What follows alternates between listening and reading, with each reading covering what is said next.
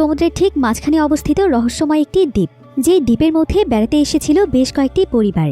কিন্তু এই দ্বীপে আসাটাই যেন ছিল তাদের জীবনের সবচাইতে বড় ভুল, কারণ এটি ছিল এমন একটি দ্বীপ যেখানকার একদিন সময় ছিল প্রায় 100 বছরেরও বেশি। অর্থাৎ এই দ্বীপের সময় এতটা দ্রুত এগোতে থাকে যে এখানে আসার সঙ্গে সঙ্গে মানুষের বয়স বাড়তে শুরু করে। এমনকি এই দ্বীপের মধ্যে কেউ একবার প্রবেশ করলে সে আর চাইলেও কখনো এখান থেকে বের হতে পারে না। এমনকি এই দ্বীপের মধ্যেই আটকা পড়ে বয়স বেরিয়ে এখানেই তাদের মৃত্যু হয়ে যায়। আর এমনই এক রহস্যময় দ্বীপের মধ্যে ফেসে যায় অনেকগুলো মানুষ। কিন্তু শেষ পর্যন্ত তাদের সঙ্গে কি ঘটেছিল, তারা কি এই ভয়ানক দ্বীপে সার্ভাইভ করে বেঁচে ফিরতে পেরেছিল, সেটাই আমরা দেখব আজকের এই মুভিটির গল্পে। তাহলে চলুন ঘুরে আসা যাক অদ্ভুত এক রহস্যময় দ্বীপের গল্প থেকে। তো গল্পটি শুরু হয় আমেরিকার একটি শহরে, যেখানে আমরা গাই নামক একজন ব্যক্তিকে দেখতে পাই। গাই আজকে তার পুরো পরিবারকে নিয়ে একটি ভ্যাকেশনে যাচ্ছিল। গায়ের পরিবারে রয়েছে তার ওয়াইফ প্রেস্কা, তার মেয়ে ম্যাডক্স এবং তার ছেলে ট্রেন্ট। তাদেরকে নিয়ে ভ্যাকেশন কাটাতে গাই অনামিকা রিসোর্ট নামক অনেক দূরের একটি জায়গাতে যাচ্ছে। তো এবার প্রায় বেশ কয়েক ঘন্টা যাবৎ জঙ্গলের অনেক বড় একটি রাস্তা পাড়ি দেওয়ার পর ফাইনালি তারা তাদের রিসোর্টে এসে পৌঁছয়। আর এখানে এসেই তারা প্রচন্ড খুশি হয়ে যায়, কারণ এই রিসোর্টটিকে তারা যেমন ভেবেছিল এটা তার চাইতে অনেক বেশি সুন্দর। এরপর গাই এবং তার পরিবারকে খুব সুন্দরভাবে রিসোর্টে ওয়েলকাম জানানো হয় এবং এখানে মেড্রিড নামক একটি মেয়ে তাদেরকে এসে ওয়েলকাম ড্রিঙ্কস দেয়। অন্যদিকে ম্যাডক্স এবং ট্রেন্ট সেখানে একটি ক্যান্ডি স্টেশন দেখতে পায়, যেখানে বিভিন্ন ধরনের কালারফুল ড্রিঙ্কস এবং চকলেট রাখা ছিল। কিন্তু ঠিক তখনই সেখানে ইডলিপ নামক একটি ছেলে চলে আসে, আর মাত্র কিছু সময়ের মধ্যে ইডলিপের সঙ্গে তাদের দুজনের বেশ ভালো বন্ধুত্ব হয়ে যায়। এই ইডলিপ মূলত ছিল এখানকার হোটেল মালিকের ভাতিজা। এরপর গাই তখন তার পরিবারের সবাইকে নিয়ে তাদের রুমে চলে আসে। রুমে প্রবেশ করতেই গাই সেখানে ছোট্ট একটি বই দেখতে পায়, যেখানে ওয়ারেন কোম্পানির নাম লেখা ছিল। আসলে এই ওয়ারেন কোম্পানি ছিল তাদের দেশের সবচাইতে পপুলার একটি ফার্মাসিউটিক্যাল কোম্পানি, যাদের মেডিসিন দুর্দান্তভাবে কাজ করে থাকে। এবার অন্যদিকে আমরা ট্রেন্ট এবং ইডলিপকে দেখতে পাই। ইডলিপের সঙ্গে ট্রেন্টের অনেক ভালো বন্ধুত্ব হয়ে গিয়েছিল, তাই তারা দুজন মিলে একসঙ্গে বিচে এসে অনেক মজা করছিল। তো এখানে তাদের সঙ্গে গ্রেস মিচেল নামক একজন ব্যক্তির দেখা হয়, যে কিনা মূলত অনেক বড় একজন পুলিশ অফিসার ছিল। কর্মব্যস্তময় জীবনে সে একটু সময় কাটানোর জন্য এই বিচে এসেছে। তো ট্রেন্ট এবং ইডলিপের সঙ্গে সেও বেশ ভালো মজা করে। এবার আমরা গাই এবং তার ওয়াইফকে দেখতে পাই, যাদের দুজনের মাঝে বেশ কথা কাটাকাটি হচ্ছিল। আর এখানে আমরা তাদের কথোপকথন শুনে বুঝতে পারি যে তাদের মূলত কিছুদিনের মধ্যেই ডিভোর্স হতে চলেছে। আর এখানে তারা বাচ্চাদের সঙ্গে একটি শেষ ভ্যাকেশন কাটানোর জন্য এসেছে। তবে তাদের বাচ্চারা আগে থেকেই তাদের এই বিষয়গুলো আন্দাজ করতে পেরেছিল, কারণ প্রতিনিয়ত এইভাবে তাদের ঝগড়া লেগেই থাকে। তবে কিছুদিন আগে প্রেস্কার আবার একটি টিউমার ধরা পড়েছিল, তাই গাই চাইছিল না যে এখন এই মুহূর্তে এভাবে তাদের ডিভোর্স হয়ে যাক। সে এই সময় প্রেস্কার পাশে থাকতে চায়, কিন্তু প্রেস্কা তাকে বলে যে যেখানে দুটো মানুষের মধ্যে কোনো ভালোবাসাই নেই, সেখানে দয়া দেখিয়ে একসঙ্গে থাকার কোনো মানেই হয় না। অন্যদিকে আমরা গায়ের ছেলে ট্রেন্টকে দেখতে পাই। ট্রেন্ট হঠাৎ করে একটি অদ্ভুত লেটার দেখতে পায়, যেটা মূলত ইডলিপ তার জন্য লিখেছিল। আর সেই লেটারটিকে এক ধরনের পাজেলের মতো করে লিখেছে এবং সেইটা ট্রেন্টকে দিয়েছে সলভ করার জন্য। লেখাটি মূলত একটি কোড টাইপের লেখা ছিল। আর এই পাজেলের কাগজের সাথে এমন একটি কাগজ ছিল যেখানে প্রত্যেকটি কোড ডিকোড করা ছিল, অর্থাৎ কোন পাজেলে কোন লেটার হবে সেটা খুব ভালোভাবে দেয়া ছিল। তাই ট্রেন্ট ঠিক সেভাবেই এটাকে সলভ করার চেষ্টা করছিল। আর কিছুক্ষণের মধ্যে এসে প্রত্যেকটি কোডকে ডিকোড করে সেই লেটারগুলো বের করে ফেলে এবং সবগুলো মিলিয়ে পুরো একটি বাক্য বের হয়, যেখানে লেখা ছিল যে আগামীকাল এখানে আইসক্রিম খাওয়ার একটি কন্টেস্ট আছে। এটা দেখে ট্রেন্ট অনেক খুশি হয়ে যায়। এবার পরের দিন গাই যখন তার পরিবারকে নিয়ে ব্রেকফাস্ট করছিল, ঠিক তখনই তাদের কাছে হোটেলের ম্যানেজার চলে আসে। আর এক পর্যায়ে সে এখানে তাদেরকে বলে, আপনারা কি জানেন আমাদের রিসোর্ট থেকে কিছুটা দূরে খুব সুন্দর একটি বিচ আছে, যে বিচ সম্পর্কে তেমন কেউ জানে না। এছাড়া অবাক করার বিষয় হচ্ছে পৃথিবীর ম্যাপের মধ্যেও বিচটি নেই, কিন্তু সেই বিচটি এত বেশি সুন্দর এবং আকর্ষণীয় বিচ, যেটা খুবই কম সংখ্যক মানুষই নিজের চোখে দেখার সুযোগ পায়। তাই আমি আমার রিসোর্টে আলাদাভাবে সেই বিচে যাওয়ার একটি ব্যবস্থা রেখেছি। তবে সেটা সমস্ত গেস্টদের জন্য নয়, বরং এটা শুধুমাত্র আপনাদের মতো কিছু স্পেশাল গেস্টদের জন্য। তাই আপনারা কি সেখানে যেতে চান? ম্যানেজারের এই সমস্ত কথা শুনে তারা সবাই অনেক খুশি হয়ে যায়, আর তারা সেই বিচে যাওয়ার জন্য খুবই এক্সাইটেড হয়ে পড়ে। তবে ম্যানেজার এখানে তাদেরকে পরিষ্কারভাবে জানিয়ে দেয় যে সে যে তাদেরকে এই দ্বীপে যাওয়ার ব্যবস্থা করে দিচ্ছে, এটা যেন তারা এখানকার অন্য কোনো গেস্টের সঙ্গে শেয়ার না করে, কারণ এই ট্রিপটি শুধুমাত্র স্পেশাল গেস্টদের জন্য। এদিকে এমন সময় আমরা ম্যানেজারের ভাতিজা ইডলিপকে দেখতে পাই। ইডলিপ এখানে দূরে দাঁড়িয়ে ট্রেনকে ইশারা দিয়ে কিছু একটা বোঝানোর চেষ্টা করছিল, কিন্তু ম্যানেজার এটা দেখতে পেয়ে ইডলিপকে সেই জায়গা থেকে টেনে নিয়ে যায়। তবে এমন সময় তারা সেখানে অনেক জোরে একটি শব্দ শুনতে পায়। এরপর তারা যখন পেছনে ঘুরে তাকায়, তখন দেখা যায় এখানে পেট্রিশিয়া নামক একজন মহিলার সিজার অ্যাটাক হয়েছে, আর তার হাজবেন্ড জারিস ছিল একজন নার্স। তো সে এখানে পেট্রিশিয়াকে ঠিক করার চেষ্টা করছিল। এদিকে এখানে আবার একজন ডক্টর এবং তার ওয়াইফ ছিল। এই ডক্টরের নাম ছিল ডক্টর চার্লি। চার্লি যখন পেট্রিশিয়ার এই অবস্থা দেখতে পায়, তখন সে দ্রুত তাকে ট্রিটমেন্ট দিয়ে ঠিক করে ফেলে। এতে পেট্রিশিয়ার হাজবেন্ড জারেন অনেক খুশি হয়ে তাকে মন থেকে ধন্যবাদ জানায়। এবার কিছুক্ষণ পর আমরা গাই এবং তার পরিবারকে দেখতে পাই, যারা কিনা রিসোর্টের পক্ষ থেকে সেই গাড়ির ভেতর বসে আছে, যে গাড়িটি এখন তাদেরকে সেই সুন্দর বীজটির কাছে দিয়ে আসবে। তবে এমন সময় ট্রেন তার ব্যাগের দিকে তাকিয়ে লক্ষ্য করে যে তার ব্যাগের মধ্যে ঠিক সেরকম আরও একটি চিঠি রাখা আছে, যেটা ইডলিপ তাকে দিয়েছিল। আর সুযোগ বুঝে ইডলিপ তাকে আবারও এই চিঠিটি দিয়ে গিয়েছে। ট্রেন এখানে সেই চিঠিটি বের করে পড়তেই চাইছিল, কিন্তু ঠিক এমন সময় সেখানে চার্লি এবং তার পরিবারও সেখানে চলে আসে, অর্থাৎ তারাও তাদের সঙ্গে সেই বীজটিতে যাচ্ছে। চার্লির পরিবারে ছিল তার ওয়াইফ ক্রিস্টেল, তার মেয়ে কারা এবং তার 60 বছর বয়সী বৃদ্ধ মা। সেই সাথে তাদের টম নামক একটি কুকুরও ছিল। এবার প্রায় বেশ কিছুক্ষণ জার্নির পর তারা সেই বিচের কাছে পৌঁছে যায়। তবে ড্রাইভার তাদেরকে একদম বিচের সামনে নয়, বরং বিচ থেকে কিছুটা দূরে নামিয়ে দেয়। এরপর গাই এবং চার্লি ড্রাইভারকে বলে তাদেরকে বিচের কাছে এগিয়ে দেওয়ার জন্য, কিন্তু ড্রাইভার এখানে কোনোভাবেই সেখানে যেতে চাইছিল না। সে এখানে অনেক জরুরি একটি কাজের অজুহাত দেখিয়ে কোনো মতে সেই জায়গা থেকে চলে যায় আর তাদের সবাইকে তাদের ট্রিপ এনজয় করতে বলে। এরপর চার্লি এবং গায়ের পরিবারের সবাই হাঁটতে হাঁটতে একটি পাহাড়ের রাস্তার মাঝখানে পৌঁছে যায়। আর যখনই তারা পাহাড়ের অন্ধকার রাস্তা পার হয়ে যায়, ঠিক তখনই তারা তাদের সামনে সেই সুন্দর বীজটিকে দেখতে পায়, যেটা কিনা সত্যি অনেক মনোমুগ্ধকর একটি বীজ ছিল এবং আশেপাশের জায়গাগুলো খুবই পরিষ্কার পরিচ্ছন্ন ছিল। বীজটির একপাশে ছিল সবুজ শ্যামলে ঘেরা সুন্দর একটি বন এবং অপর পাশে ছিল খুব সুন্দর দেখতে বিশাল বিশাল পাথরের পাহাড়। তাই সবাই এখানকার সৌন্দর্যে একদম মুগ্ধ হয়ে যায় এবং জায়গাটিকে এনজয় করতে শুরু করে। চার্লির মা এবং তার ছোট্ট মেয়ে কারা এখানে তাদের কুকুরের সাথে অনেক এনজয় করছিল, আর ট্রেন্ট এবং ম্যাডক্স সমুদ্রের ঢেউয়ের কাছে গিয়ে খেলছিল। তবে এমন সময় ম্যাডক্স দূরে একজন ব্যক্তিকে দেখতে পায়, আর তার কাছে এই ব্যক্তিকে খুব চেনা চেনা মনে হচ্ছিল। কিছুক্ষণ লক্ষ্য করে ম্যাডক্স বুঝতে পারে যে এই ব্যক্তি আর কেউ নয়, বরং তাদের দেশের বিখ্যাত র্যাপার সেডান।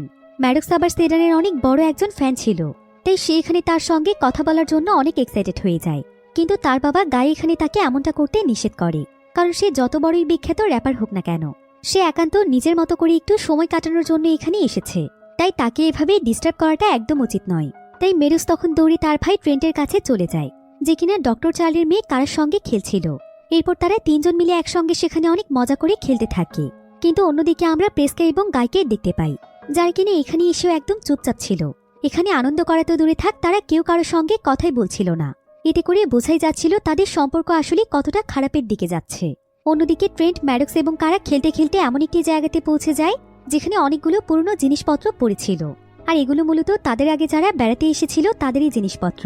কিন্তু অদ্ভুত ব্যাপার হচ্ছে সেখানে যে সমস্ত লোহা এবং স্টিলের জিনিসপত্র ছিল সেগুলোতে এমনভাবে জং পড়ে গিয়েছিল যেন মনে হচ্ছিল এগুলো বহু বছর পুরনো। ম্যাডক্স তখন তার মাকে ডেকে এগুলো দেখাতে চাইছিল, কিন্তু তার মা তাদেরকে সেই জায়গা থেকে সরে গিয়ে অন্য জায়গাতে খেলতে বলে, কারণ তার কাছে মনে হচ্ছিল তারা সেখানে ব্যথা পেতে পারে। এরপর দেখা যায় ট্রেন্ট গোসল করার জন্য পানির ভেতরে নেমে পড়ে, আর যখনই সে পানির কিছুটা গভীরে চলে যায় ঠিক তখনই তার সঙ্গে অদ্ভুত একটি জিনিসের ধাক্কা লেগে যায়। ট্রেন্ট দেখতে পায় যে এটা তো একটি মানুষের লাশ। ট্রেন্ট এতে প্রচন্ড ভয় পেয়ে যায়, আর সে তাড়াতাড়ি করে পানি থেকে চিৎকার করতে করতে বেরিয়ে আসে। সবাই তখন দৌড়ে এসে জানতে চায় যে কি হয়েছে। ট্রেন্ট তখন তাদেরকে ইশারা দিয়ে দেখিয়ে দেয় যে সে সেখানে কিছু একটা দেখেছে। এরপর গাই এবং চার্লি যখন বিষয়টি চেক করতে যায় তখন তারা দেখতে পায় যে এটা তো একটি মেয়ের লাশ। এতে তারা অনেক বেশি ভয় পেয়ে যায়। তবে লাশটিকে দেখতে পেয়ে সিরেন নামক সেই র্যাপার সেখানে চলে আসে, কিন্তু অদ্ভুতভাবে তার নাক দিয়ে রক্ত পড়ছিল। তো সিরেন এখানে এসে সবাইকে বলে যে আজকেই তাকে এবং এই মেয়েটিকে এই দ্বীপে দিয়ে যাওয়া হয়েছিল। এখানে তারা দুজন ছাড়া তখন আর কেউ ছিল না। তবে হঠাৎ করে মেয়েটি সমুদ্রে গোসল করার জন্য নেমে পড়ে। তখন থেকে সে আর ফিরে আসেনি, আর এতক্ষণ যাবৎ সেও এখানে চুপচাপ বসেছিল। কিন্তু সিরেনের নাকে রক্ত দেখে চার্লির সন্দেহ হচ্ছিল যে নিশ্চয়ই সেই মেয়েটির সঙ্গে তার এখানে লড়াই হয়েছিল, আর কোনো কারণে সে এই মেয়েটিকে হয়তো মেরে ফেলেছে। কিন্তু সিরেন তখন বলে তারা তাকে ভুল বুঝছে, তার হেমোফিলিয়া নামক একটি রোগ রয়েছে, যেটার জন্য তার নাক দিয়ে কিছুক্ষণ পরপর রক্ত আসে। আর যে মেয়েটি মারা গিয়েছে তার মাল্টিপাল ক্যালোরোসিস নামক একটি রোগ ছিল। এটা মস্তিষ্ক এবং শরীরে এমন একটি সমস্যা যে মস্তিষ্ক নিজেই বুঝে উঠতে পারে না শরীর আসলে কি চাচ্ছে, অর্থাৎ শরীর মস্তিষ্কের নিয়ন্ত্রণের বাইরে চলে যায়। তাই হয়তো যখন মেয়েটি সাঁতার কাটতে গিয়েছে তখন তার শরীর তার মস্তিষ্কের নিয়ন্ত্রণ হারিয়ে ফেলায় সে মারা গিয়েছে। কিন্তু ডক্টর চার্লি এখানে সিরেনের এই সমস্ত কথা বিশ্বাসই করতে চাইছিল না, বরং সে তাকে কিলার বলে গালাগাল দিচ্ছিল। এমনকি সে এখানে তার ফোনের মাধ্যমে পুলিশকে ইনফর্ম করতে চাচ্ছিল, কিন্তু দুর্ভাগ্যবশত এখানে তাদের কারো ফোনের মধ্যেই নেটওয়ার্ক ছিল না। এবার ঠিক এমন সময় দেখা যায় সেখানে সেই পেট্রিশিয়া নামক মহিলাটি চলে আসে, যার কিনা আজকে হোটেলে সিজার অ্যাটাক হয়েছিল, আর সে এখানে তার হাজবেন্ড জারেনের সঙ্গে ঘুরতে এসেছে। এদিকে পেট্রিশিয়ার যখন সিজার অ্যাটাক হয়েছিল তখন চার্লি তাকে হেল্প করার কারণে তারা একে অপরকে আগে থেকেই চিনত, এজন্য তারা এখানে অনেক গল্প করছিল। কিন্তু ঠিক তখনই সেখানে চার্লির ওয়াইফ ক্রিস্টিন সেখানে দৌড়ে আসে আর সে চার্লিকে জানায় যে তার মায়ের শরীর খারাপ হয়ে গিয়েছে, সে অদ্ভুত আচরণ করছে। চার্লি তখন সেখানে দৌড়ে চলে যায়। এদিকে এখানে পৌঁছে জারিন যখন এখানে একটি লাশের ব্যাপারে জানতে পারে আর হঠাৎ করে চার্লির মা যখন অসুস্থ হয়ে যায়, তখন জারিন সিদ্ধান্ত নেয় যে রিসোর্ট থেকে তাদের সাহায্য চাইতে হবে। কিন্তু ফোনের নেটওয়ার্ক যেহেতু এখানে কাজ করছে না, তাই সে মূলত সেই জায়গাটিতে গিয়ে ফোন করতে চাইছিল যেখানে তাদেরকে ছাড়া হয়েছে। এরপর সে হাঁটতে হাঁটতে সেই পাহাড়ের চিকন রাস্তাটির মধ্যে পৌঁছে যায়। তবে অদ্ভুতভাবে তার কাছে এখন এই রাস্তাটিকে অচেনা লাগছিল। এরপর যখনই সে আরো একটু এগিয়ে যায়, ঠিক তখনই যেন তার মস্তিষ্কে কিছু একটা হয়ে যায় আর সে সঙ্গে সঙ্গে অজ্ঞান হয়ে যায়। এরপর চোখ খুললে সে দেখতে পায় যে সে বিচের কিনারায় পড়ে আছে। জারিনিতে ভীষণ ভয় পেয়ে যায়। এমন সময় তার ওয়াইফ পেট্রিশিয়া তাকে জানায় যে পাহাড়ি রাস্তায় যাওয়ার পর তার কি এমন হয়েছিল, কারণ সে কিছুদূর যেতেই আবারও পাগলের মতো ছটফট করতে করতে এখানে ফিরে এসেছে এবং সঙ্গে সঙ্গে অজ্ঞান হয়ে গিয়েছে। অন্যদিকে আমরা ডক্টর চার্লি এবং তার ওয়াইফকে দেখতে পাই। চার্লির মায়ের অবস্থা এখন অনেক খারাপ হয়ে গিয়েছিল, তাই চার্লি তাকে বাঁচানোর জন্য সিপিআর দেওয়ার চেষ্টা করছিল। কিন্তু তার কিছুক্ষণ পরেই চার্লির মা সেখানেই মারা যায়। চার্লি এতে প্রচন্ড কষ্ট পেয়েছিল। অন্যদিকে আমরা জারিন এবং তার ওয়াইফ পেট্রিশিয়াকে দেখতে পাই। তবে ঠিক এমন সময় সেখানে প্রেস্কা অনেক আতঙ্কিত অবস্থায় আসে আর সে জারিন এবং পেট্রিশিয়ার কাছে জানতে চায় যে তারা কি তার ছেলে মেয়েকে দেখেছে। কিছুক্ষণ আগেই তারা এখানেই ছিল। তবে প্রেস্কার কথা শুনে ট্রেন্ট এবং ম্যাডক্স দুজনেই অনেক অবাক হয়ে যায়, কারণ তারা তো তার মায়ের সামনেই দাঁড়িয়েছিল। কিন্তু তারপরও প্রেস্কা তাদেরকে চিনতেই পারছিল না, কারণ তারা দুজন এখন আর আগের মতো ছিল না, বরং তারা অনেক বড় হয়ে গিয়েছিল। কিছুক্ষণ আগে যে ট্রেন্ট মাত্র 6 বছর বয়সী ছিল, তাকে দেখতে এখন প্রায় 11 বছর বয়সী ছেলের মতো লাগছিল। আর প্রেস্কার মেয়ে ম্যাডক্স যেখানে 8 বছরের ছিল, তাকে এখন দেখতে একদম যুবতী মেয়ের মতো লাগছিল।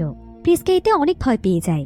তবে ট্রেন্ট ভাবছিল তার মায়ের কিছু একটা হয়েছে, তাই সে দৌড়ে গিয়ে তার মাকে জড়িয়ে ধরে। এমন সময় সেখানে গায়ো তার ছেলে মেয়েকে খুঁজতে খুঁজতে চলে আসে আর সেও এখানে তার ছেলে মেয়ের এই অবস্থা দেখে একদম অবাক হয়ে যায়, কারণ তারা সময়ের সঙ্গে সঙ্গে বড় হয়ে যাচ্ছিল। প্রেস্কা তখন কাঁদতে কাঁদতে গায়কে জড়িয়ে ধরে। গায় তখন কি করবে কিছুই বুঝে উঠতে পারছিল না। সে কোনো মতে প্রেস্কাকে শান্ত রাখার চেষ্টা করছিল। তবে এখানকার অদ্ভুত ঘটনাগুলো দেখে সবাই এতক্ষণে আন্দাজ করতে পেরেছিল যে এই জায়গাটি আসলে কোনো সাধারণ জায়গা নয়, বরং এখানে কোনো না কোনো রহস্য রয়েছে। তাই এখান থেকে যত দ্রুত সম্ভব বের হতে হবে। অন্যদিকে সিরেন যখন বিষয়গুলো দেখতে আসে, তখন সেও এখানে বাচ্চাদের এই পরিস্থিতি দেখে প্রচন্ড ভয় পেয়ে যায় আর তার কাছে মনে হয় যে এখানে আর এক মুহূর্তের জন্য থাকা যাবে না। তাই সিরেন তখন সঙ্গে সঙ্গে দৌড়ে সেই জায়গা থেকে পালাতেই যাচ্ছিল, যেটা আবার দূর থেকে দেখতে পায় চার্লি। চার্লি তো আগে থেকেই সিরেনের উপর সন্দেহ ছিল, আর এখন সিরেনকে এভাবে পালাতে দেখে তার সন্দেহ দ্বিগুণ হয়ে যায়। তাই সে দৌড়ে গিয়ে সিরেনকে ধরার চেষ্টা করছিল। কিন্তু এভাবে করে যখন তারা দুজনেই সেই পাহাড়ের রাস্তাটির কাছে পৌঁছয় এবং সামনের দিকে এগিয়ে যাওয়ার চেষ্টা করে, ঠিক তখনই তাদের দুজনেরই কিছু একটা হয়ে যায়। তাদের মাথার মধ্যে এমনভাবে প্রেসার পড়তে শুরু করে যে তারা নিজের অজান্তেই আবারও সমুদ্রের কিনারায় ফিরে এসে অজ্ঞান হয়ে যায়। আর যখন তাদের দুজনের জ্ঞান ফিরে আসে, তখন তারা দুজনেই নিজেদেরকে সমুদ্রের কিনারায় দেখতে পায়, যেখানে বাকি সবাই তাদের দুজনকে ঘিরে ধরেছিল। এসব কিছু দেখে তারা কেউই বুঝতে পারছিল না যে তাদের সঙ্গে এখানে আসলে কি হচ্ছে আর তারা কিভাবে এই ভয়ানক জায়গা থেকে বের হবে। তবে তারা সবাই মিলে এখানে সিদ্ধান্ত নেয় যে যা কিছু হয়ে যাক তারা হাল ছাড়বে না, যেভাবেই হোক তারা এই জায়গা থেকে বের হবে। তাই এক এক করে সবাই চেষ্টা করতে থাকে সেখান থেকে বের হওয়ার জন্য। কিন্তু দুর্ভাগ্যবশত তাদের সবার সাথে একই ঘটনা ঘটে। তাই সবাই এখানে বুঝে যায় তারা খুব বাজেভাবে এখানে ফেসে গিয়েছে। এখন এখানে সবাই এই সমস্ত ব্যাপারে কথা বলছিল। কিন্তু এমন সময় দেখা যায় চার্লি এখানে তার পকেট থেকে ছোট্ট একটি চাকু বের করে ফেলে আর সে সেই চাকু দিয়ে সিরেনের গাল কেটে দেয়, কারণ তার এখানে মনে হচ্ছিল যে সেই মেয়েটির মৃত্যু এবং তার মায়ের মৃত্যুর পেছনে সিরেন দায়ী। তো চার্লি এখানে সিরেনের গাল কেটে দেওয়ায় সিরেন এখানে প্রচন্ড রেগে যায় আর তার গাল দিয়ে অনেক বেশি রক্ত পড়ার কারণে বাকিরাও চার্লির উপর প্রচন্ড রেগে যায়। এমনকি সিরেনও এখানে চার্লিকে মারতেই যাচ্ছিল, কিন্তু সবাই এখানে কোনো মতে সিরেনকে থামায়। আর চার্লি এখানে সকলের কাছে ক্ষমা চায় এবং বলতে থাকে যে সে নিজের অজান্তে এই কাজটি করে ফেলেছে। সে নিজেও জানে না যে সে কেন সিরেনকে এভাবে আঘাত করেছে। এখানে চার্লির কথোপকথন শুনে মনে হচ্ছিল যে চার্লির হয়তো কোনো মানসিক সমস্যা হচ্ছে। এবার এমন সময় সবাই একটি অদ্ভুত ব্যাপার লক্ষ্য করে, সেটা হলো এইমাত্র সিরেনের গালে যে গভীর রক্তাক্ত ক্ষতটি ছিল, সেই ক্ষতটি দেখতে দেখতে মুহূর্তের মধ্যে ঠিক হয়ে গিয়েছে আর এখন শুধুমাত্র তার গালের মধ্যে একটি ছোট্ট দাগ রয়েছে। কিন্তু স্বাভাবিকভাবে এত বড় একটি ক্ষত ভালো হওয়ার জন্য প্রায় 2 থেকে 3 মাসের মতো সময় প্রয়োজন, কিন্তু সেই ক্ষত কিনা মাত্র কয়েক সেকেন্ডের মধ্যে ভালো হয়ে গেল। এখন এই সমস্ত কথা চিন্তা করতে করতে সবাই ভীষণ ভয় পেয়ে যায়। কিন্তু যেহেতু সিরেনের সঙ্গে এমনটা ঘটেছে, তাই চার্লি আবারও সিরেনের উপর সন্দেহ করছিল। তার কাছে মনে হচ্ছিল যে সবকিছুর পেছনে সিরেনই দায়ী। হয়তো এটা সিরেন এবং তার টিমের কোনো ট্র্যাপ হতে পারে। কিন্তু বাকিরা এখানে বুঝতে পেরেছিল যে এই জায়গাটিতে সময়ের কোনো হেরফের রয়েছে। হয়তো এই জায়গাটির সময় খুব দ্রুত পেরিয়ে যায় এজন্যই ম্যাডক্স এবং ট্রেন্ট এত তাড়াতাড়ি বড় হয়ে যাচ্ছে, আর সিরেনের ক্ষতটিও এত দ্রুত শুকিয়ে গিয়েছে। এদিকে এমন সময় দেখা যায় চার্লিদের সঙ্গে তাদের টম নামক যে ছোট্ট পোষা কুকুরটি ছিল, যে কিনা কিছুক্ষণ আগে অনেক সুন্দরভাবে খেলে বেড়াচ্ছিল, সেই টম এখন মৃত্যুর কোলে ঢলে পড়েছে। আর চার্লি এবং বাকি সবাই যখন তাকে দেখতে আসে তখন কিছুক্ষণের মধ্যেই সে মারা যায়। আর এইটুকু সময়ের মধ্যেই কুকুরটির আকৃতিতেও পরিবর্তন এসেছিল, অর্থাৎ কুকুরটি বড় হয়ে গিয়েছিল। এর মানে হচ্ছে কুকুরটিও এখানে অস্বাভাবিকভাবে বেড়ে গিয়েছে এবং তার বয়স হয়ে যাওয়ায় সে মৃত্যুবরণ করেছে। এদিকে ঠিক এমন সময় দেখা যায় প্রেস্কা হঠাৎ করে অসুস্থ হয়ে যায়। তার পেটের মধ্যে প্রচণ্ড ব্যথা শুরু হয়ে যায়। গাই তখন এখানে সবাইকে বলে যে প্রেস্কার পেটে একটি ছোট্ট টিউমার রয়েছে, হয়তো এটাই টিউমারেরই ব্যথা হতে পারে। সবাই তখন প্রেস্কার টিউমারটিকে চেক করছিল। আর যেহেতু এখানে চার্লি একজন ডক্টর ছিল এবং জারেন একজন নার্স ছিল, তাই তারা টিউমারের ব্যাপারে বেশ ভালোভাবেই জানত। তবে প্রেস্কা এখানে চিৎকার করতে করতে অজ্ঞান হয়ে যায়। তখন সবাই মিলে প্রেস্কার পেটের দিকে তাকিয়ে দেখতে পায় যে অদ্ভুতভাবে প্রেস্কার পেটের টিউমারটি অনেক বড় হয়ে যাচ্ছে। গাই তখন বলে এটা কোনোভাবেই সম্ভব নয়, কারণ প্রেস্কার টিউমারটি মাত্র 3 সেন্টিমিটারের ছিল, সেটা এত বড় কিভাবে হতে পারে। জারিন তখন বলে এই জায়গাতে সবকিছুই সম্ভব, তাই যত দ্রুত সম্ভব প্রেস্কার অপারেশন করে তার টিউমারটি বের করতে হবে, তা না হলে প্রেস্কা মারাও যেতে পারে।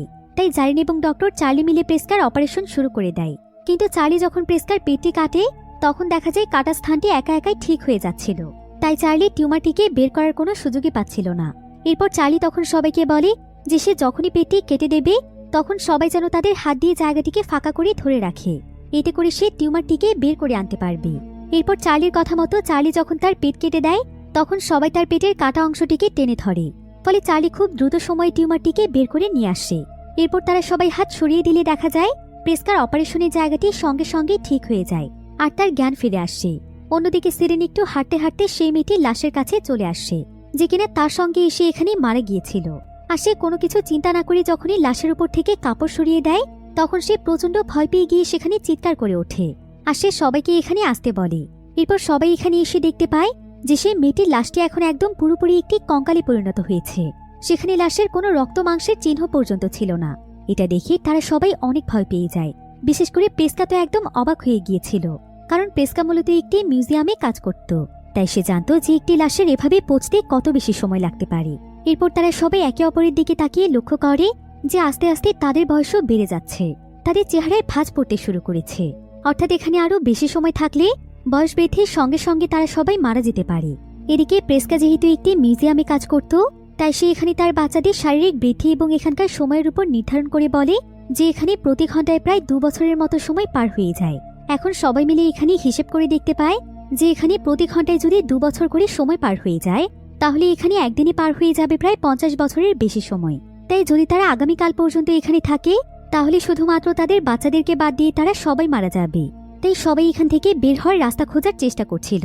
তবে এমন সময় সবাই লক্ষ্য করে যে তাদের মাঝে ট্রেন্ট এবং কারা ছিল না। সবাই এতে অনেক দুশ্চিন্তায় পড়ে যায় আর তারা ট্রেন্ট এবং কারাকে ডাকতে থাকে। কিছুক্ষণ পর ট্রেন্ট এবং কারা যখন একটি তাঁবু থেকে বেরিয়ে আসে তখন তারা সবাই কারাকে দেখে একদম অবাক হয়ে যায়, কারণ কারা এখন প্রেগনেন্ট ছিল। আসলে কারা এবং ট্রেন্টের শারীরিক বৃদ্ধির কারণে তাদের হরমোনাল পরিবর্তন হয়েছিল, এজন্য তারা নিজের অজান্তেই একে অপরের কাছে চলে আসে। আর যেহেতু এখন এখানে সময় অনেক দ্রুত গতিতে চলছে তাই কারা অলরেডি প্রেগনেন্ট হয়ে গিয়েছে। এসব দেখে জারিন তখন বলে এখানে যে হিসেবে সময় চলছে সেই হিসেবে কারা এখন 5 মাসের প্রেগনেন্ট, আর মাত্র কয়েক মিনিটের মধ্যেই তার ডেলিভারির সময় চলে আসবে। একথা শুনে প্রেস্কা তার মেয়ের জন্য অনেক ভয় পেয়ে যায় আর কারও এখানে অনেক বেশি আতঙ্কিত হয়ে ওঠে। আর মাত্র কয়েক মিনিটের মধ্যেই দেখা যায় সেখানে কারার লিভার পেইন শুরু হয়ে যায়। সবাই তখন কারাকে একটি জায়গাতে শুয়ে তার ডেলিভারি করিয়ে ফেলে। কিছুক্ষণের মধ্যেই নতুন একটি বাচ্চার কান্নার আওয়াজ শুনতে পেয়ে সবাই অনেক খুশি হয়ে যায় আর সবাই দৌড়ে বাচ্চাটিকে দেখতে আসে। কিন্তু ততক্ষণে বাচ্চাটি মারা যায়। আসলে এখানকার সময় যেহেতু মানুষের কোষের উপর কাজ করছিল তাই এত দ্রুতগতির কার্যকারিতায় বাচ্চাটি তার শরীরে মানিয়ে নিতে পারেনি, এজন্য জন্মের কিছুক্ষণ পরে সে মারা যায়। তাই মুহূর্তের মধ্যে সবার খুশি যেন এখানে শেষ হয়ে যায়। বিশেষ করে ট্রেন্ট তো এখানে একদম পাগলের মতো হয়ে গিয়েছিল, কারণ সে তার জীবনে প্রথমবার বাবা হতে যাচ্ছিল। কিন্তু এভাবে চোখের সামনে নিজের সন্তানের মৃত্যু দেখাটা কোনো বাবার পক্ষেই সম্ভব নয়। তবে সবাই তাকে এখানে সান্ত্বনা দেওয়ার চেষ্টা করছিল। অন্যদিকে ডক্টর চার্লির মানসিক অবস্থা অনেকটাই খারাপ হয়ে গিয়েছিল। আসলে তার আগে থেকে একটি মানসিক ডিসঅর্ডার ছিল, আর এখানে আসার পর সেটা আরো ভালোভাবে দেখা দিয়েছে। এখন তো সে এখানে আরো আবল তাবল কথা বলতে শুরু করেছে। এমনকি সে এখানে সবকিছুর জন্য এখন জারিনকে দায়ী মনে করছে। সে জারিনকে বলছে জারিনের জন্য নাকি তারা এখানে ফেসে গিয়েছে। এরপর সে এখানে জারিনকে তার চাকু দিয়ে মারতে যাচ্ছিল। তবে এমন সময় তার ওয়াইফ ক্রিস্টিন তাকে শান্ত করার চেষ্টা করে, কিন্তু চার্লির মস্তিষ্কের অবস্থা এতটাই খারাপ হয়ে গিয়েছিল যে সে এখানে তার ওয়াইফ ক্রিস্টিনকে অনেক উল্টোপাল্টা কথা বলতে শুরু করে। ক্রিস্টিনের আসলে ক্যালসিয়াম জনিত একটি রোগ ছিল, যার কারণে সে অনেক বেশি রোগা ছিল। আর এখন যেহেতু সময়ের সঙ্গে সঙ্গে তার বয়স বেড়ে চলেছে, তাই চার্লি এখানে তাকে বলে তার মতো কুৎসিত মেয়ে সে কোনোদিনও দেখেনি, আর আজ থেকে সে তাকে তার চোখের সামনে দেখতে চায় না। এখন নিজের হাজবেন্ডের মুখে এমন কথা শুনে ক্রিস্টিন অনেক বেশি কষ্ট পায়, কারণ ক্রিস্টিন সবসময় নিজেকে নিয়ে অনেক প্রাউড ফিল করত, আর সে নিজেকে খুবই সুন্দরী ভাবত এবং সবসময় নিজেকে ফিট এবং সুন্দর রাখার চেষ্টা করত।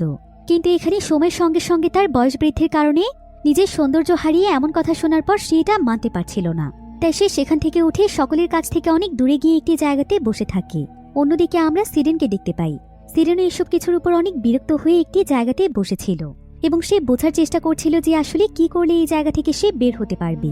কিন্তু এদিকে চার্লি পুরোপুরিভাবে তার মানসিক ভারসাম্য হারিয়ে ফেলেছিল, তাই সে যখনই তার সামনে সিরেনকে দেখতে পায় তখন সে যেন একদম পাগলের মতো হয়ে যায়, আর সে সঙ্গে সঙ্গে সিরেনের উপর হামলা করে বসে।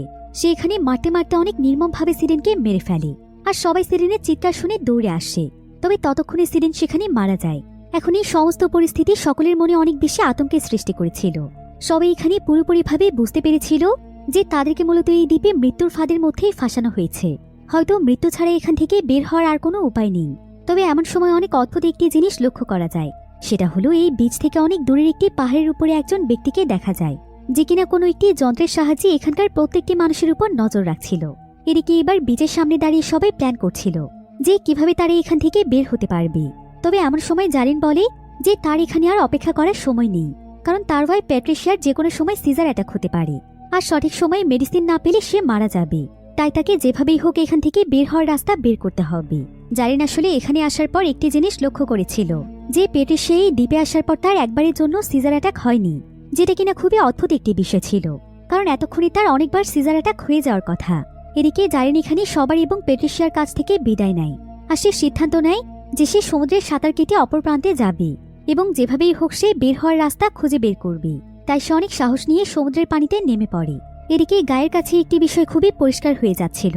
সে এখানে আসার পর বুঝতে পেরেছে যে সেই রিসোর্টের ম্যানেজার আসলে সেই সমস্ত মানুষদেরকে এই বীচটিতে পাঠিয়েছে যাদের পরিবারের কারো না কারো অনেক বড় কোনো রোগ রয়েছে, যেমন তার ওয়াইফের একটি টিউমার ছিল, আর প্যাট্রিশিয়ার রয়েছে সিজার অ্যাটাক, ডক্টর চার্লির রয়েছে মানসিক সমস্যা, চার্লির ওয়াইফের আবার রয়েছে ক্যালসিয়াম জনিত সমস্যা, আর সিরেনের সঙ্গে এসে যেই মেয়েটি মারা গিয়েছিল তারও একটি বিশেষ ধরনের রোগ ছিল। তাই এই সবকিছু মিলিয়ে গায়ের কাছে মনে হচ্ছিল যে এসবের পেছনে কোনো না কোনো বড় একটি কারণ রয়েছে, আর নিশ্চয়ই তাদের উপর কেউ নজর রাখছে। এবার অন্যদিকে আমরা ম্যাডক্স এবং তার মা প্রেস্কাকে দেখতে পাই। তো ম্যাডক্স এখানে তার মায়ের কাছে জানতে চায় যে তার মায়ের এবং তার বাবার মধ্যে এমন কি হয়েছিল যে তারা একে অপরকে ডিভোর্স দিতে চায়। তখন প্রেস্কা তাকে সরাসরি জানিয়ে দেয় যে বিয়ের পর থেকে গায়ে তাকে কোনোদিনও ঠিকমতো সময় দেয়নি, সে শুধুমাত্র টাকা দিয়েই তার সমস্ত দায়িত্ব পালন করে গিয়েছে। ওয়াইফ হিসেবে তার যে অধিকার রয়েছে সেটুকুও সে ভালোভাবে পালন করেনি। এমনকি তার যখন টিউমার হয়েছিল সেই অসুস্থতার সময় সে তাকে পাশে পায়নি, এজন্য সে পরবর্তীতে অন্য একজন ব্যক্তির সাথে ডেট করেছে এবং সে তাকেই ভালোবেসে তার কাছে ফিরে যাবে। সে তার বাবা গায়কে তার জীবনে রাখতে চায় না, কিন্তু ম্যাডক্স খুব ভালোভাবেই জানত যে তার বাবা কাজের জন্য যতই ব্যস্ত থাকুক কিন্তু সে তার পরিবারের প্রত্যেকটি মানুষকে অনেক ভালোবাসে, আর পরিবারের জন্যই তো সে এত কষ্ট করে মানুষের চাকরি করছে। তবে তার মা তার বাবাকে ভুল বুঝে শেষ পর্যন্ত অন্য একজন ব্যক্তিকে ভালোবেসেছে। ম্যাডক্স এটা কোনোভাবেই মানতে পারছিল না, তার এখানে খুবই কষ্ট হচ্ছিল। তাই সে এখানে একটু রিল্যাক্স হওয়ার জন্য সমুদ্রের পানিতে গোসল করার জন্য নেমে পড়ে। কিন্তু যখন সে কিছুটা দূরে চলে যায় ঠিক তখনই তার সামনে একটি লাশ ভেসে আসে। ম্যাডক্স এতে প্রচন্ড ভয় পেয়ে চিৎকার করে সমুদ্রের পানি থেকে উঠে আসে।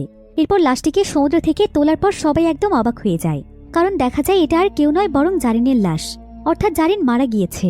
প্যাট্রিশিয়া যেন এটা একদম পাগলের মতো হয়ে গিয়েছিল। গাই তখন এখানে সবাইকে বলে হয়তো এই জায়গা পার হতে গিয়ে তার মস্তিষ্কে বিশেষ ধরনের চাপ সৃষ্টি হয়েছে, ঠিক যেমনটা পাহাড়ের রাস্তা দিয়ে বের হওয়ার সময় হতো, এজন্য হয়তো পানিতে এসে অজ্ঞান হয়ে ডুবে মারা গিয়েছে। এখন এই সমস্ত ঘটনায় অনেক বেশি ভেঙে পড়ে ট্রেন্ট এবং কারা তাদের বাচ্চাকে নিয়ে একটি জায়গাতে বসেছিল। তবে এখন তাদের বাচ্চাটি একদম পচে গলে কঙ্কাল হয়ে গিয়েছিল। ট্রেন্ট তখন কারাকে বলে এত কিছু চিন্তা করার প্রয়োজন নেই, তাদের উচিত এখন তাদের বাচ্চাকে দাফন করে দেয়া, এতে করে হয়তো তার আত্মা কিছুটা শান্তি পাবে। এরপর ট্রেন্ট তখন কারার কাছ থেকে তাদের বাচ্চাটিকে নিয়ে দাফন করে দেয়। কিন্তু যখনই ট্রেন্ট পেছনে ঘুরে তাকায় তখন সেখানে আর কারা ছিল না। ট্রেন্ট এতে অনেক ভয় পেয়ে যায়, আর সে উপরে তাকিয়ে দেখতে পায় যে কারা এখানকার পাহাড় পার হয়ে বেরিয়ে যাওয়ার চেষ্টা করছে। তবে ট্রেন্ট বারবার কারাকে নেমে আসতে বলছিল, এমনকি সে এখানে বাকি সবাইকেও ডেকে নিয়ে আসে। সবাই কারাকে এমনটা করতে নিষেধ করছিল, কারণ যদি উপরে উঠে এখানকার প্রভাবের কারণে সেও অজ্ঞান হয়ে যায় তাহলে নিচে পড়ে তার মৃত্যুও হতে পারে। কিন্তু কারা এখানে কারো কথাই শুনতে চাইছিল না। আর একটা পর্যায়ে সবার কাছে মনে হচ্ছিল কারা হয়তো রাস্তা খুঁজে পেয়ে গিয়েছে, কিন্তু তার পরক্ষণেই কারা সঙ্গে সঙ্গেই অজ্ঞান হয়ে যায়। আর সে সেই বিশাল উঁচু পাহাড় থেকে সোজা নিচে পড়ে মারা যায়। এতে সবাই অনেক বেশি কষ্ট পেয়েছিল, বিশেষ করে ট্রেন্ট, কারণ কারা ছিল ট্রেন্টের জীবনের প্রথম ভালোবাসা। আর মাত্র এইটুকু সময়ের মধ্যে সে তার ভালোবাসার মানুষ এবং সন্তান দুজনকেই হারিয়েছে। তাই সবাই এখানে তাকে সান্ত্বনা দেওয়ার চেষ্টা করছিল। এবার এমন সময় দেখা যায় হঠাৎ করে প্যাট্রিশিয়ার সিজার অ্যাটাক শুরু হয়ে যায়। সে অনেক বেশি অসুস্থ হয়ে পড়ে, কিন্তু এখানে তাদের কারো কাছে কোনো মেডিসিন ছিল না যেটার মাধ্যমে প্যাট্রিশিয়াকে তারা সুস্থ করে তুলবে। আর এখানে যেহেতু সময় অনেক দ্রুত পার হচ্ছিল, তাই দেখা যায় মাত্র কয়েক মিনিটের মধ্যে প্যাট্রিশিয়ার আরও বেশ কয়েকবার সিজার অ্যাটাক হয়ে যায়, যার ফলে কিছুক্ষণের মধ্যেই ছটফট করতে করতে প্যাট্রিশিয়া মারা যায়। আর এভাবে একের পর এক প্রত্যেকটি মানুষের মৃত্যু দেখে সবাই অনেক ডিপ্রেসড হয়ে যায়। সেই সাথে গাই এখানে লক্ষ্য করে যে বয়সের সঙ্গে সঙ্গে তার দৃষ্টিশক্তিও কমে এসেছে। আর প্রেসকে এখানে তার এক কান দিয়ে কিছু শুনতে পাচ্ছে না। তাদের দুজনের শরীরেই পার্থক্য দেখা দিয়েছে। তবে এখানে সবচাইতে বেশি অবস্থা খারাপ ছিল ক্রিস্টিনের, কারণ ক্রিস্টিনের যে ক্যালসিয়ামের সমস্যাটি ছিল সময়ের সঙ্গে সঙ্গে সেই সমস্যা আরও বেশি বেড়ে চলেছিল। আর ক্রিস্টিন যখন নিজের সুন্দর রূপের এই অবস্থা দেখতে পায় তখন সে চাইছিল না কেউ তাকে এভাবেই দেখুক, তাই সে সকলের কাছ থেকে দূরে সরে গিয়ে একটি অন্ধকার জায়গাতে চলে যায়। এদিকে সন্ধে হয়ে যাওয়ায় ট্রেন্ট এবং ম্যাডক্স মিলে সেখানে আগুন জ্বালায়, আর তারা পুরো পরিবার মিলে সেখানে বসে পড়ে। এমন সময় গায়ে আস্তে আস্তে প্রেসকার কাছে আসে, আর সে প্রেসকার কাছে ক্ষমা চেয়ে বলে, তুমি সারা জীবন যা চেয়েছ আমি তোমাকে সেটা দিতে পারিনি। হয়তো কর্মব্যস্ততার জন্য আমি ভুলেই গিয়েছিলাম যে হাজবেন্ড হিসেবে আমারও তোমাকে বেশি সময় দেওয়ার প্রয়োজন ছিল, কিন্তু সব সময় স্ট্রেসে থাকার কারণে বিষয়টি আমি তোমাকে ভালোভাবে বোঝাতে পারিনি। তবে তুমি লাস্ট আমাকে যে মেসেজগুলো দিয়েছিলে সেগুলো আমি পড়েছিলাম, আর আমি অনেক আগে থেকেই জানি তুমি আমাকে না বরং অন্য একজন মানুষকে ভালোবাসো। আমি তোমার সিদ্ধান্তকে সম্মান জানাই, কিন্তু বিশ্বাস করো যা কিছুই হয়ে যাক আমি কখনোই তোমাকে হারাতে চাইনি। জীবনের শেষ নিঃশ্বাস পর্যন্ত তোমার সঙ্গেই থাকতে চেয়েছি। এসব কথা শুনে প্রেসকাও তার ভুল বুঝতে পারে। সে বুঝে যায় যে গায়কে সে আসলে কতটা ভুল বুঝেছিল। তাই সেও এখানে গায়ের কাছে শেষবারের মতো ক্ষমা চেয়ে বলে, হয়তো তুমি আমার সঙ্গে মন থেকে শেষ নিঃশ্বাস পর্যন্ত বাঁচতে চেয়েছিলে, তাই হয়তো সৃষ্টিকর্তা আমাদেরকে এই পরিস্থিতিতে ফেলেছে। এরপর তারা দুজন মিলে এখানে নিজেদের পরিণতি মেনে নেয়, আর তারা দুজন একসঙ্গে নিজেদের শেষ সময়টুকু কাটানোর জন্য প্রস্তুত হয়ে যায়। অন্যদিকে ট্রেন্ট এবং ম্যাডক্স আগুন জ্বালিয়ে রাখার জন্য বেশ কিছু জিনিসের খোঁজ করছিল, আর ঠিক তখনই তারা হঠাৎ করে সেখানে একটি ডায়েরি খুঁজে পায়। আর এটা ছিল এমন একজন রাইটারের ডায়েরি যে কিনা তাদের মতো এই দ্বীপে এসে ফেসে গিয়েছিল, আর তাদের সঙ্গে যা কিছু ঘটেছিল সেগুলো সেই ডায়েরিতে লিখে গিয়েছে। এমনকি এখানে তার সঙ্গে যাদের যাদের মৃত্যু হয়েছে তাদের নাম এবং পদবিও লিখে গিয়েছে। এসব দেখে ট্রেন্ট এবং ম্যাডক্স এটা ভেবেই অবাক হয়ে যায় যে না জানি তাদের আগে কত মানুষ এখানে নিজেদের জীবন দিয়েছে। অন্যদিকে গাই এবং প্রেসকা যখন নিজেদের মাঝে গল্প করছিল ঠিক তখনই সেখানে হঠাৎ করে চার্লি চলে আসে। আর চার্লি এখন পুরোপুরিভাবে নিজের মানসিক ভারসাম্য হারিয়ে ফেলেছিল, তাই সে সঙ্গে সঙ্গে নিজের চাকু দিয়ে গায়ের উপর হামলা করে দেয়। সে গাইকে অনবরত চাকু দিয়ে মারতে থাকে, কিন্তু এখানে সময়ের অনেক ব্যবধানের কারণে সঙ্গে সঙ্গে গায়ের কাটা স্থানগুলো আবারও ঠিক হয়ে যাচ্ছিল। এদিকে গাইকে বাঁচানোর জন্য প্রেসকা এখানে চার্লিকে থামানোর চেষ্টা করে, কিন্তু চার্লি তখন প্রেসকার উপরও হামলা করে দেয়। চার্লি এত বেশি ভয়ানক হয়ে উঠেছিল যে গাই এখন তার সন্তানদের জন্য অনেক ভয় পেয়ে গিয়েছিল। তাই গাই প্রেসকাকে বলে তার ছেলেমেয়ের কাছে যাওয়ার জন্য এবং তাদেরকে কোথাও লুকিয়ে পড়তে বলার জন্য, যাতে করে চার্লি তাদেরকে দেখতে না পায়। প্রেসকা তখন দৌড়ে চলে যায় ট্রেন্ট এবং ম্যাডক্সের কাছে, আর সে তাদের দুজনকে একটি পাহাড়ের গুহার মধ্যে লুকিয়ে থাকতে বলে। কিন্তু এখানে কিছু সময় থাকার পর ট্রেন্ট এবং ম্যাডক্স পেছন থেকে কিছু শব্দ শুনতে পায়। তারা তখন তাদের লাইটারের মাধ্যমে যখন সেখানে আগুন জ্বালিয়ে দেখার চেষ্টা করে তখন দেখা যায় যে সেখানে চার্লির ওয়াইফ ক্রিস্টিন রয়েছে। আর ক্রিস্টিনের পরিস্থিতি এতটাই ভয়ঙ্কর হয়ে গিয়েছিল যে ক্রিস্টিন কোনোভাবেই চাইছিল না তাকে কেউ দেখুক, তাই সে এখানে প্রচণ্ড রেগে যায়। আর সে বিশাল একটি পাথর উঠিয়ে নিয়ে তাদেরকে তাড়িয়ে দেওয়ার চেষ্টা করতে থাকে। কিন্তু বয়সের সঙ্গে সঙ্গে তার ক্যালসিয়ামের সমস্যা এত বেশি বেড়ে গিয়েছিল যে তার শরীরের প্রত্যেকটি হাড় একদম লাকড়ির মতো হয়ে গিয়েছিল। তাই যখন সে ভারী একটি পাথর ওঠায় তখন তার শরীরের প্রত্যেকটি হাড় দুমড়ে মুচড়ে যায়। আর এখানে সময় যেহেতু অনেক দ্রুত চলে যাচ্ছিল তাই যেভাবে তার হাড় ভেঙে যাচ্ছিল সেভাবেই আবার জোড়া লেগে যাচ্ছিল। এতে করে দেখা যায় মুহূর্তের মধ্যেই ক্রিস্টিনের পুরো শরীরের আকৃতি বদলে যায়, আর তার পুরো শরীর দুমড়ে মুচড়ে যাওয়ার কারণে সে কিছুক্ষণের মধ্যেই মারা যায়। অন্যদিকে চার্লি এখনও গায়ের উপর অনবরত হামলা করছিল। তবে সৌভাগ্যবশত প্রেসকা সেখানে অনেক পুরনো একটি জং লাগা চাকু খুঁজে পায়, আর সে গাইকে বাঁচানোর জন্য সেই চাকু দিয়ে চার্লির উপর হামলা করে বসে। কিন্তু সেখানে যেহেতু সময় অনেক দ্রুতগতিতে চলছিল আর চাকুর ভেতরে জং লাগা ছিল, তাই সঙ্গে সঙ্গেই রক্তের মাধ্যমে চার্লির পুরো শরীরে ভয়ানক একটি ইনফেকশন ছড়িয়ে পড়ে। আর মাত্র কয়েক মিনিটের মধ্যে চার্লি সেখানে ছটফট করতে করতে মারা যায়। এখন এই বীজের মধ্যে শুধুমাত্র বেঁচে ছিল গাই এবং তার পরিবার। তবে সময় বাড়ার সঙ্গে সঙ্গে গাই এবং প্রেস্কার বয়স অনেক বেশি বেড়ে যাচ্ছিল। বিশেষ করে গাই এখন নিজের স্মৃতিশক্তিও ভুলতে বসেছিল। সেখানে প্রেস্কাকে বলে, আমাদের মধ্যে কি কোনো বিষয় নিয়ে ঝগড়া হচ্ছিল? তবে প্রেস্কা তখন তাকে সান্ত্বনা দিয়ে বলে যে তারা সবসময় একসঙ্গে অনেক হ্যাপি ছিল। এই বলে প্রেস্কা গায়ের মাথা তার ঘাড়ে রাখে। এবার কিছু সময় পার হয়ে যাওয়ার পর দেখা যায় গাই সেখানে হাসতে হাসতে মৃত্যুবরণ করে। গায়ের মৃত্যুতে ট্রেন্ট এবং ম্যাডক্স দুজনে অনেক ভেঙে পড়েছিল। তবে প্রেস্কা এটা মেনে নিয়েছিল, কারণ সে জানত যে কিছুক্ষণ পর সেও মারা যাবে। সে তখন আস্তে আস্তে সমুদ্রের কিনারার কাছে যায়, আর যখন সে সেখানে আরো কিছু সময় দাঁড়িয়ে থাকে তখন বয়স হয়ে যাওয়ার কারণে সেও মারা যায়। এদিকে ম্যাডক্স এবং ট্রেন্ট তাদের মা বাবা দুজনকেই হারিয়ে একদম দিশেহারা হয়ে পড়ে। বিচের কিনারায় বসে কাঁদতে কাঁদতে তারা সেদিন সারা রাত পার করে দেয়। এরপর সেদিন সকালবেলা দেখা যায় বিচের মধ্যে আরো অনেক সময় পার হয়ে যাওয়ার কারণে ট্রেন্ট এবং ম্যাডক্স দুজনেরই বয়স বেড়ে গিয়েছে। এখন তারাও বেঁচে ফেরার আশা ছেড়ে দিয়ে সেখানে চুপচাপ সময় কাটাতে শুরু করে। তারা সেখানে বালু দিয়ে ক্যাসেল বানাতে শুরু করে। কিন্তু ঠিক এমন সময় ট্রেন্টের মনে পড়ে যায় যে যখন তারা এখানে আসছিল তখন সেই রিসোর্টের ম্যানেজারের ভাতিজা ইদলিপ তাকে একটি চিঠি দিয়েছিল, যেটা কিনা মূলত কোড ল্যাঙ্গুয়েজ দিয়ে লেখা ছিল। কিন্তু সময়ের অভাবে সে সেটাকে ডিকোড করে দেখেনি। তাই এখন সে সেই চিঠিটি এনে ডিকোড করতে শুরু করে। আর ডিকোড করার পর সেখানে একটি বাক্য বের হয়, সেটা হলো, আমার আঙ্কেলের কোরাল একদমই পছন্দ না। ট্রেন্ট এতে বুঝতে পারে যে কোরাল শব্দটির মাধ্যমে ইদলিপ হয়তো তাকে কোনো ইঙ্গিত দিতে চেয়েছে। হতে পারে কোনো কোরালের মাধ্যমে হয়তো এই জায়গা থেকে বের হওয়া সম্ভব। আর কোরাল হচ্ছে সামুদ্রিক কিছু ছোট ছোট প্রাণী, যারা কিনা একসঙ্গে একত্রিত হয়ে বিশাল বড় পাথরের মতো একটি জায়গা তৈরি করে ফেলে। আর কোরালকে দেখতে অনেকটা গাছের শেকড়ের মতো মনে হয়। তো ট্রেন্ট এবং ম্যাডক্স এখানে সিদ্ধান্ত নেয় যে তারা এখানকার কোরাল খুঁজে বের করবে। হতে পারে এটাই তাদের বেঁচে ফেরার শেষ একটি সুযোগ। এরপর তারা দুজন যখন সমুদ্রের পানির দিকে তাকায় তখন তারা সেখানে বিশাল বড় একটি কোরাল দেখতে পায়। আর তারা আস্তে আস্তে সেই কোরালের দিকে এগিয়ে যায়। কোরালটির মধ্যে যেতেই দেখা যায় যে সত্যি সত্যি কোরালটির মাঝখানে একটি সুড়ঙ্গ রয়েছে। এটাই হয়তো এই জায়গা থেকে বের হওয়ার রাস্তা। তাই তারা দুজন মিলে তখন কোরালের সেই সুড়ঙ্গটি পার হওয়ার চেষ্টা করছিল। কিন্তু এমন সময় দেখা যায় কোরালের একটি জায়গাতে ম্যাডক্সের জামা আটকে যায়। আর ট্রেন তখন তাকে বাঁচানোর জন্য পেছনে ফিরে আসে। অন্যদিকে পাহাড়ের উপর থেকে যে ব্যক্তি তাদের উপর নজর রাখছিল সেই ব্যক্তি আসলে আর কেউ নয়, বরং সেই ড্রাইভার, যে কিনা তাদের সবাইকে এখানে রাখতে এসেছিল।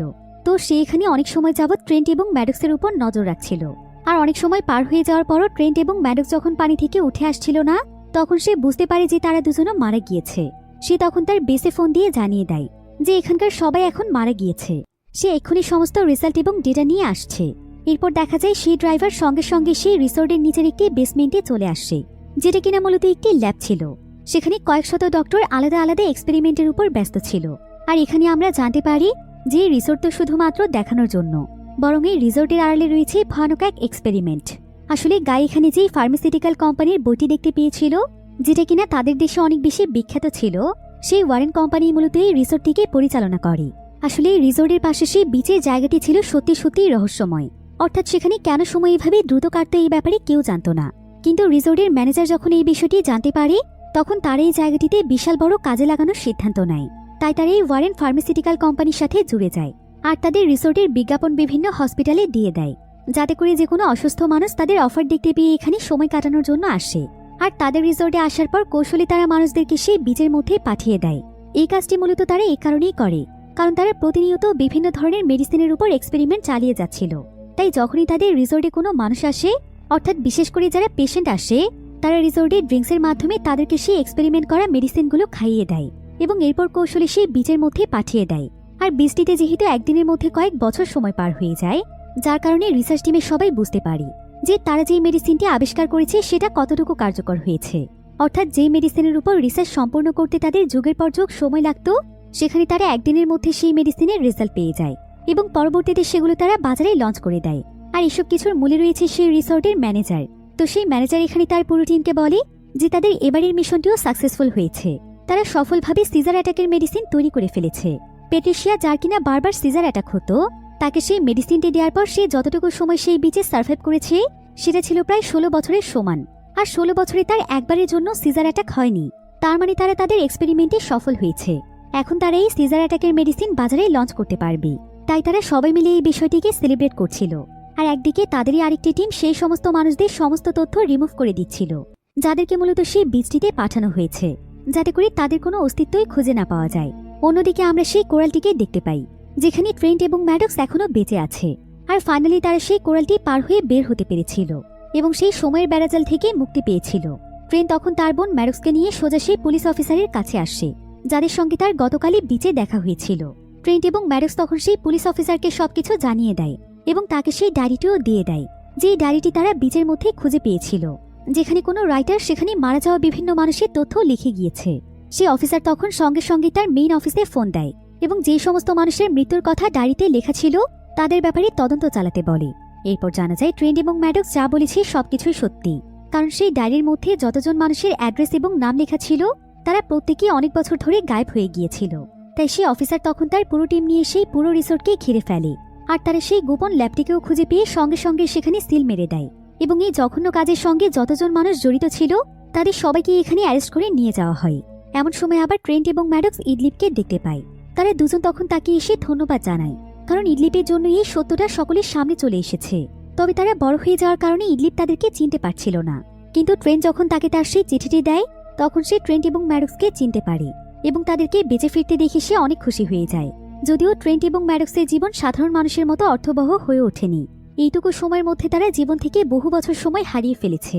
তারপরও তারা নিজেদের সাহসিকতা এবং বুদ্ধি দিয়ে যে কাজটি করতে পেরেছে সেটার জন্য হয়তো তাদের মতোই আরো হাজার হাজার মানুষের জীবন বেঁচে যাবে।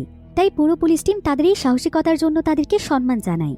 ফাইনালি ম্যাডক্স এবং ট্রেন্টের আপ্রাণ চেষ্টা করার পর এই ভয়ানক এক্সপেরিমেন্টটি চিরদিনের জন্য বন্ধ হয়ে যায়, আর এমনই একটি থ্রিলিং এন্ডিংয়ের মাধ্যমে গল্পটি এখানেই শেষ হয়ে যায়।